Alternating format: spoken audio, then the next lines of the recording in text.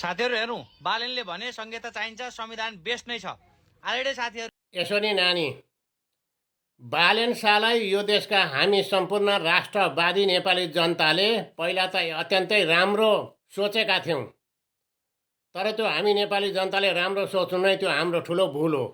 कहिलेदेखि बालेन शाहलाई हामी यो देशका राष्ट्रवादी नेपाली जनताले चिनेको हो भने जब चैत 15 गते कोटेश्वर 3 कुनेमा राजावादीको आन्दोलन भयो, त्यो आन्दोलनका कारणले फोहोर मैला भयो भनेर त्यहाँको आयोजक समितिले जरिमाना पत्र नकाटेर, त्यति बेला केपी ओलीको सरकारलाई जरिमाना पत्र नकाटी सिधै राजालाई जरिमाना पत्र काटेर दुस्साहस गर्दाखेरि त्यति बेला मात्रै हामी यो देशका राष्ट्रवादी नेपाली जनताले बालेन शाहलाई चिनेको हो। यो विदेशी दलाल रहेछ, यो गणतन्त्रको मथियार रहेछ भनेर चिनेको हो।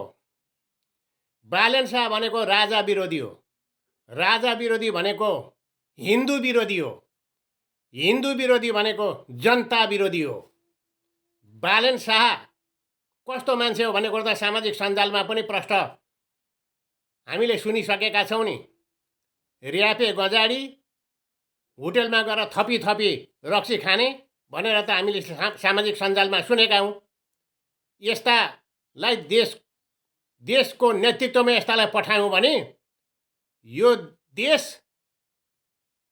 थपी गाँजा र भाङ धतुरो रक्सी खाएरै यो देश कङ्गाल बनाउँछ।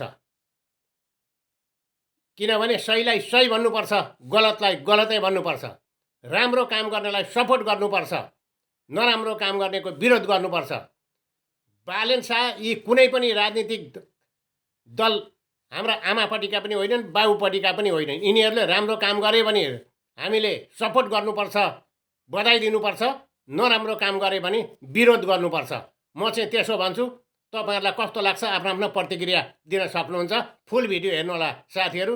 हस् त, नमस्कार। जय देश, जय नरेश।